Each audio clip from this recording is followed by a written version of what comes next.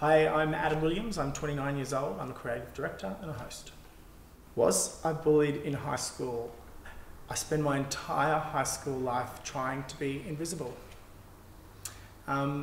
It's a really hard time for anyone. It's a time when lots of change happens with your body, lots of change happens with your aspirations, and you're trying to figure out exactly who you are.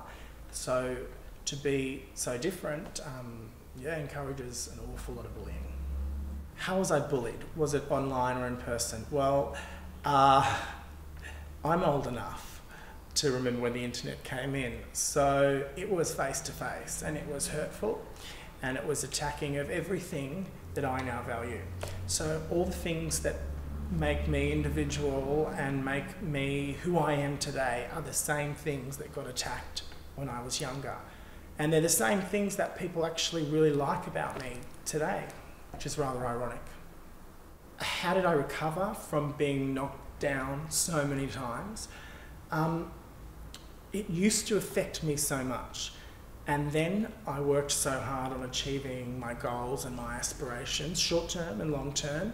And because I am proud of the steps I've made towards getting what I want from life, I feel that their constant knocking down has no value where I stand today. If I ran into the bullies as an adult, I actually have run into the bullies as an adult, and it remarkably changed. I'm very proud of where I am now, and a lot of people from my past and that age know of the goals I'm achieving now. So their attitude has completely changed. Maybe they've bettered as well. Maybe they've grown as well. You know, I know that we're talking about how much bullying does exist today, but compared to how it used to be, 2 weeks ago I was at a young boy's birthday party, and it was his 6th birthday party, and he was in a fully sequined dress and a glamorous girly hat and a big flower on his head, and he had 20 kids from school were at his birthday party, and all those 20 kids thought he was a cool, great person. And that really resonated with me, because when I was 6 years old, like, if I went to school in a dress, that's just crazy. You know, I used to wear the dresses at home and not wear them to school. But what that birthday party proved to me is that over the last 20 odd years, it has literally gotten so much better, and things have evolved. We're not where we need to be, and we still have so much further to go, because there are so many pockets in our community that are still full of hate, but there are so many pockets that aren't, and that do accept that we're all different. And one of my favourite things about my life and my circle and the people I'm inspired by or have aspirations to be like is that we're all different.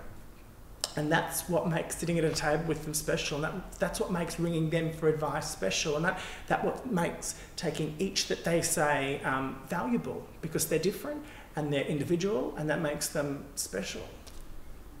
Bullying in my line of work, I work in a creative industry. I work in a situation where being flamboyant or larger than life or having a unique quality is actually valued. So I'm lucky in the sense that it doesn't hit me in the face to face. I don't work in an office, so I'm somewhere where larger than life is actually acceptable, and it's somewhere where larger than life actually can get you ahead. That having been said, bullying in the workplace, not to my face, because I appear to be a bold, brave person. However, anonymous bullying is so prevalent today. I know so many successful people that receive literal hate mail, and 99 out of 100 times it is anonymous. And I've personally been a victim of hate mail. And the fact that it is anonymous makes me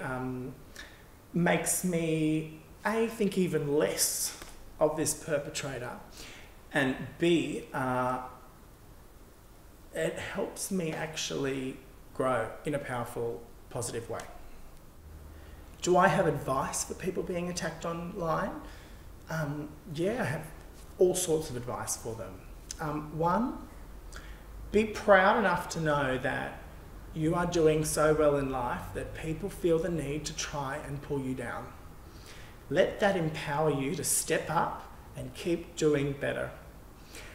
I personally am my own worst critic. Everything I do, every gig I work on, I can tell you the 20 things that I want to do differently next time, and I want to better in myself. For you to tell me those 20 things, if I don't respect you or you are anonymous, it has no weight with me, because I am going to be my worst critic. For you to tell me those things anonymously, I'm going to take them and I'm going to let them affect me for 1 minute, because I am human, and then I'm going to let them affect me enough to make me continue growing, because my success and my pushing forward in life, regardless of the fact that you try and pull me down, is going to make me bigger and better for me. And how I view myself is so much more important than how a bully views me or you view me, because I'm going to continue trying to be the best person I can be for me, not because you think less of me. What would I like to know now that I wish I knew differently back then? I wish I knew back then that being a faggot and fat and queer and gay and mole and pushed around, I wish I knew back then that that would actually inspire me to exercise and work hard at my career and surround myself with very powerful, successful, beautiful, kind, humble people. Because if I knew back then that that was going to make what I am now be me, well then maybe if I ran into those bullies again, I'd say thank you. Thank you for inspiring me to better myself and to make myself a happier person than clearly you are. The experience that I had with the death threat, I received multiple anonymous emails from someone attacking me in an exceptionally personal and aggressive way. And it didn't bother me, it's not the first time. By the third email, it included death. And it included very, very severe issues and issues of my safety. And after letting it seriously affect me for 1 minute, I replied to the person because I just wanted to nip it in the bud. And I said to this person, you know, hey, yep, I'm Adam Williams, it's great to get your mail. Clearly somehow I've offended you. Clearly something of me upsets you. If your intention was to knock me for a 6 and to affect me and to push me down, well then congratulations, you've succeeded for 1 minute. 1 minute. Moving forward, I'd like to apologise for upsetting you and have a nice day. My objective to reply to the person was not to make the issue grow, because I don't want it to grow. It's the furthest it can go, attacking my safety. But I just wanted to acknowledge to this person that their words, that's the end. It has affected me, congratulations, and I've moved on, so enough. And I hope that well, actually it did nip it in the bud. I never heard from this person again. That having been said, if this person were to walk into this room right now and look at me face to face, I wish them the best of luck at saying the same thing to my face, because anonymous bullies are this big. This big. If you have something to say to attack me or to attack someone else, sign your name.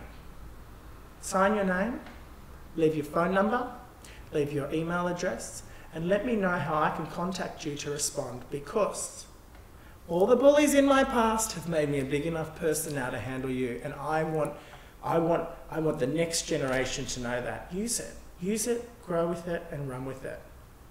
Would I change anything about myself or my past? Well, it's funny you ask that, because maybe I speak a little bit flamboyant with maybe 14 S's in speak, and maybe some parts of our nation might say I talk gay.